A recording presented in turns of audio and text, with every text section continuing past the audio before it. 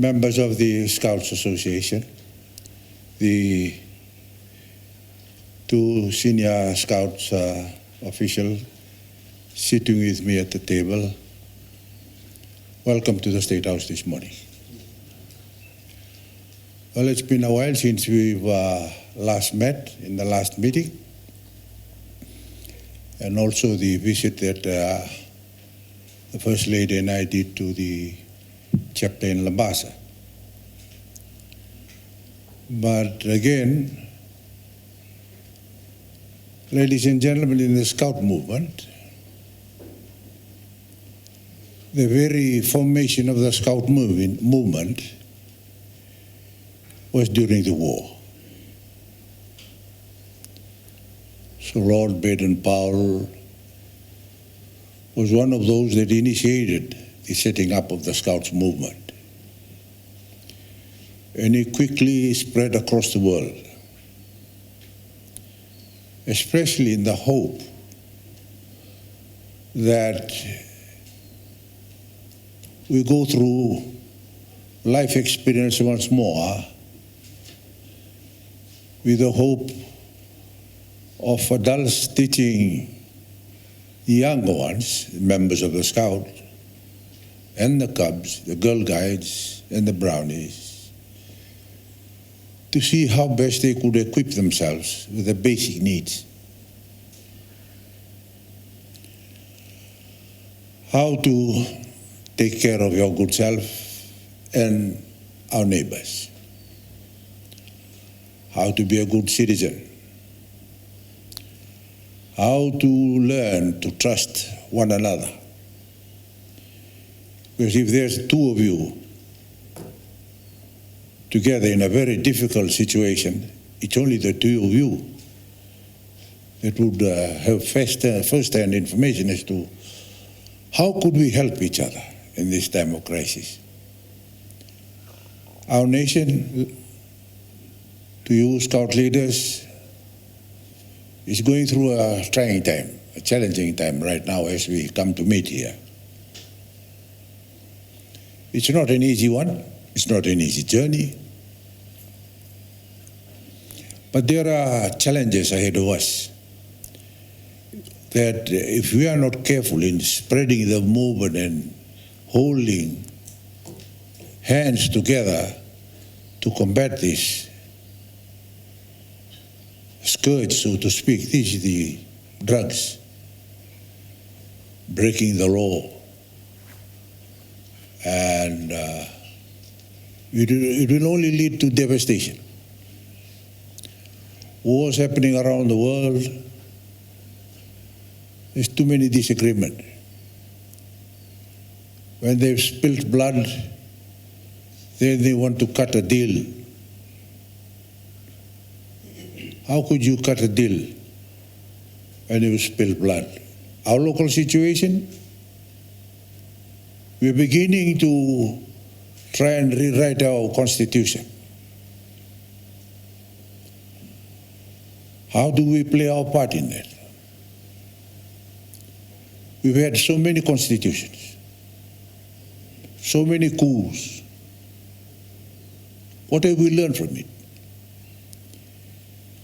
It only has taken us back. I share this with experience, dear Scout leaders. I shared this with the Prashyama Foundation Hospital here the other day because the Sadhguru was here from India, very close friend of mine. And then I shared the story of the Son of God. When he died, when crucified, died, he rose again. And that's when God was glorified. The Son has to die for God to be glorified. For us, we don't take those chances. You just have to be very clear. Where do we stand? Who do we look after? Our youths of tomorrow. the Indian descent of our population, you are so blessed. I say this because we went to India. My first trip to India with the wife. We came back. It was down in the south, in Bangalore. The population of one province there, Karnataka, is about 90 million. And then Kerala is about 50-something million. There's another one right down south, the Tamil people, Tamil Nadu. They speak Madrasi. I worked for 30 years in and around the cane field, brushing shoulders with our Indian farmers and Fijians as well. It's okay. And now when I set foot in India, it's an amazing story.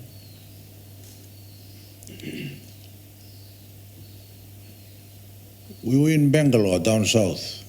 I've told you the population. It's interesting. And ladies and gentlemen, all I want to share is that continent of India has about 1-point-something billion in their population. The definition of economics, they've reversed it. No more on the supply and demand equation, but more so on consumerables.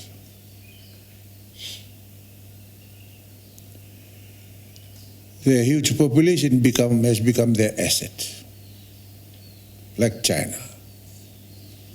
They are superpowers of this world. Ladies and gentlemen, all I am trying to share here is you've already got that in you. You're lucky to be part of that country, although you are here, you are citizens here. This is your home. This is your island. Some great leaders have gone, they've passed.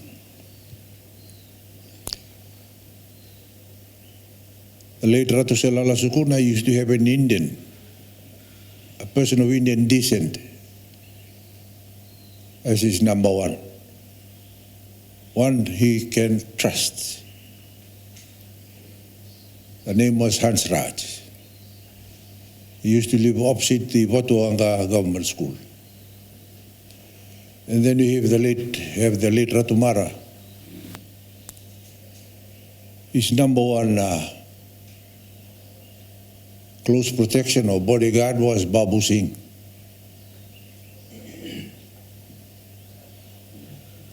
And for me and my wife, when we go back home, it's Kamal. Kamal this, Kamal that.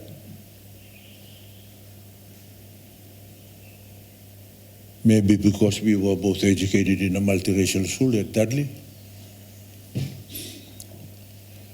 So we've learned to work together. Here we have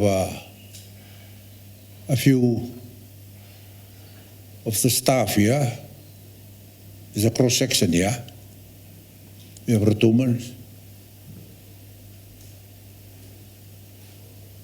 All the types that we have here, we have it here too, in Fiji. But again, if we can show that we can work together and learn to live peacefully with one another, so many 100 years have passed. Now you'll see the political angle lighting up. But they wouldn't be able to shake us because we are here as one. If you've been to motherland India, The country is huge, the population is huge, the faiths is so many. The language is about a couple of thousands. The official language is 20. That's a huge country. But as a nation, they've come together.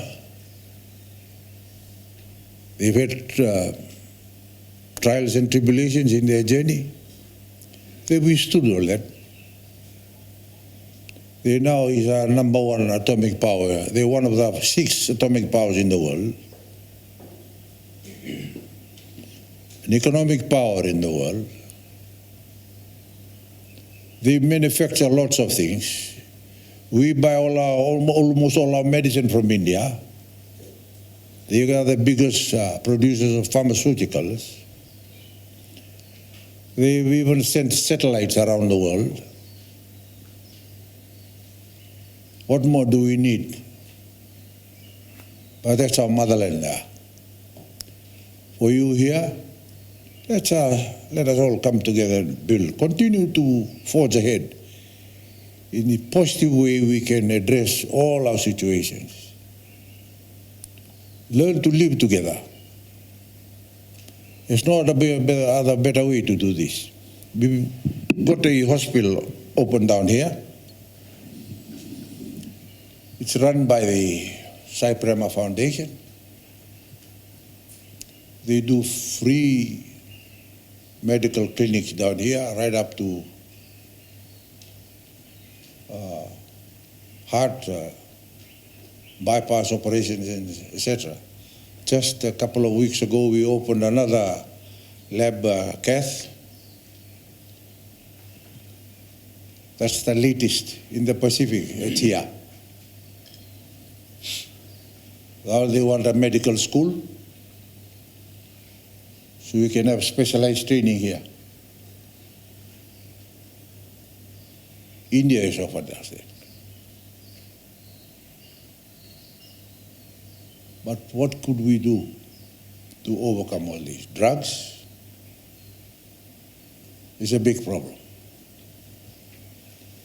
Now people, politicians that used to have some kind of a friendly chats with the people that deal with this are beginning to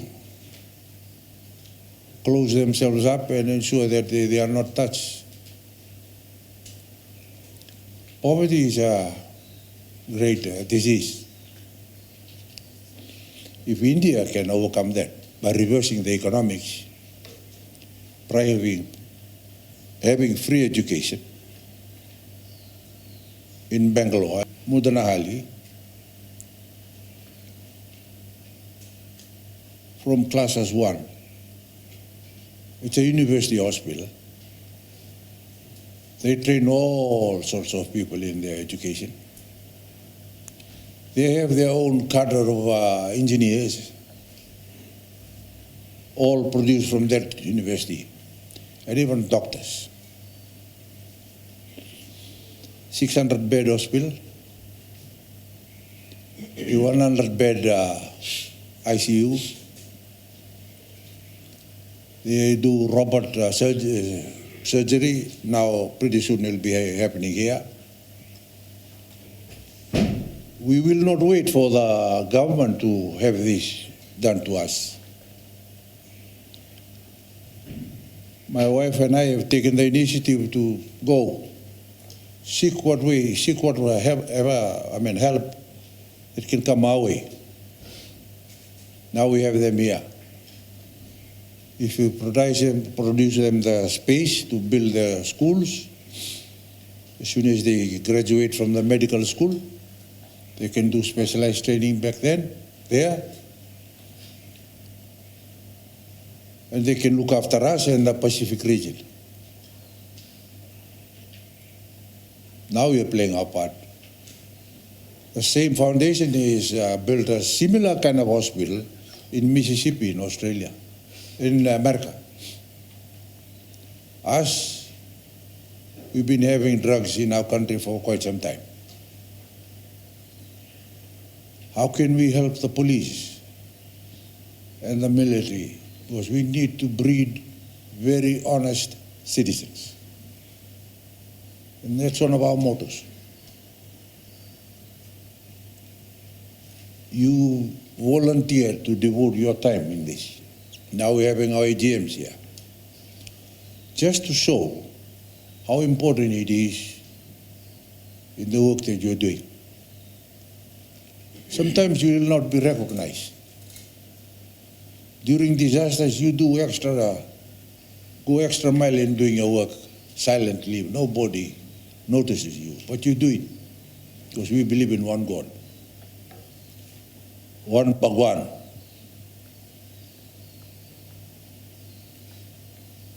And He will help us through.